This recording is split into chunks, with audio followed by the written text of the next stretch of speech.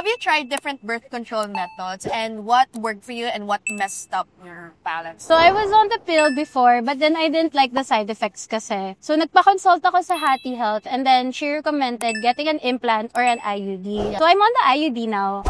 Take, girl. Ako naman, dapat I went in to get pills. Kaya lang sinabi sa akin ng doctor na may mga signs or symptoms ako that are not aligned with pills. So sabi niya sa akin, best if mag-injectables na. And I like the injectables naman. Kasi hindi siya super long term, pero di naman siya short term. Kasi pills, makakalimutan ko yan.